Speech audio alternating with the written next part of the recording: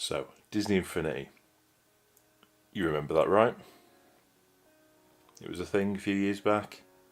Play it on your consoles, play it on your PC. You had a little pad.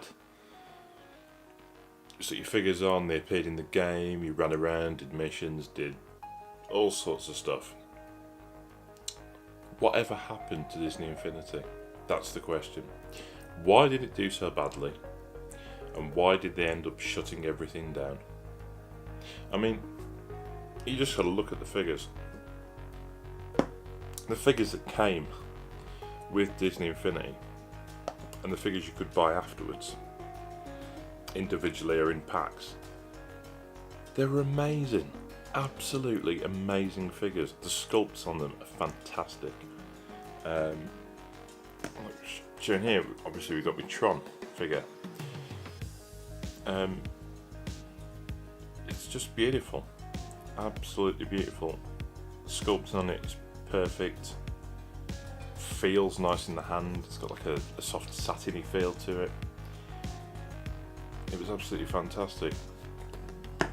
Now I've been picking up bits and pieces over the last sort of few months, simply because they're great. They're great to display. They've all got individual bases. Even the sets are themed. So in this case, you've got your Star Wars set, which basically came with these three figures: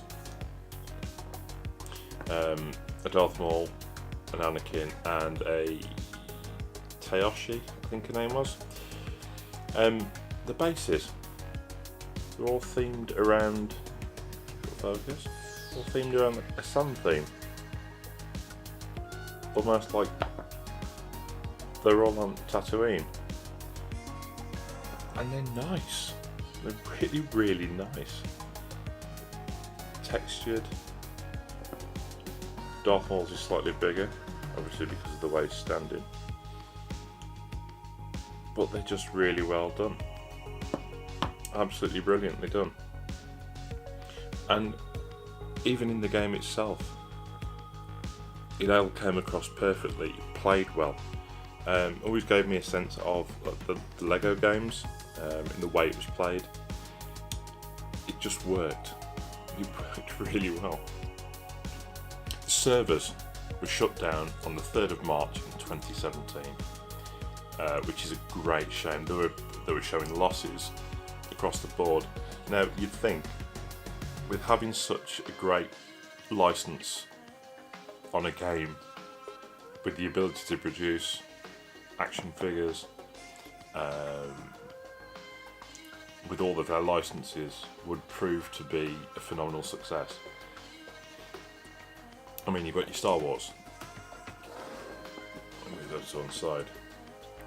You've got your princess type figures.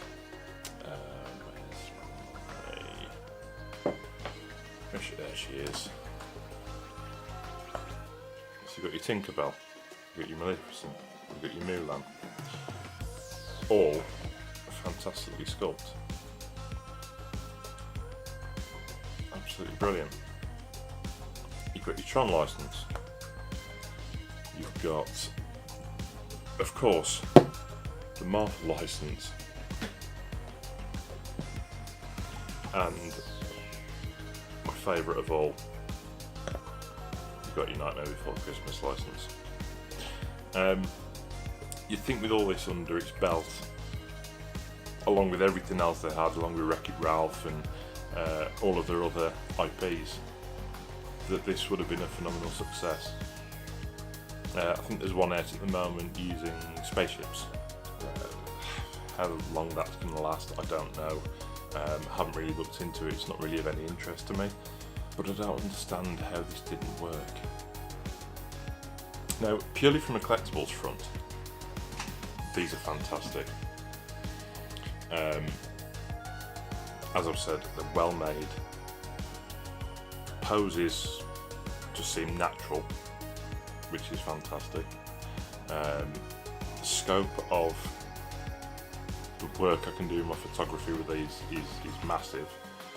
as you may have seen in my previous video with some of the shots that I put up of Jack Skellington and my Star Wars characters, and I put a Tron fig. No, I didn't put a Tron image up. I'll drop that up now so you can have a look at that.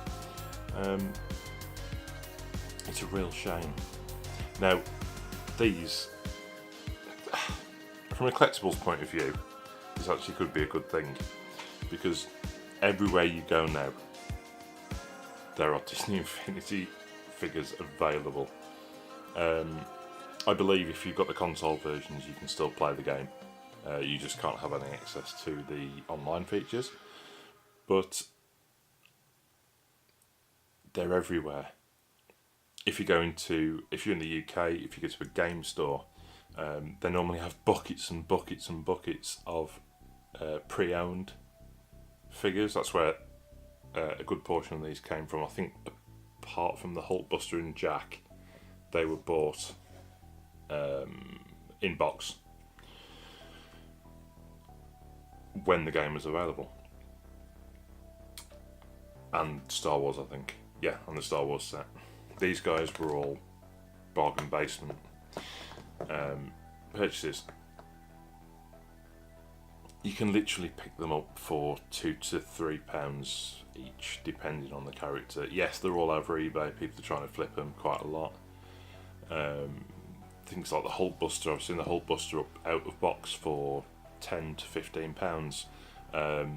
Other ones like Hulk, the Star Wars figures, then you'd be lucky to be able to sell those for about £5. So picking them up from bargain shops is probably your best bet. There's a lot of bargain shops in the UK now that are starting to pop up, and I've been seeing a lot of the later Star Wars Clone Wars ones for £3 or £4 in box, brand new. So it's always worth looking to see what you can find.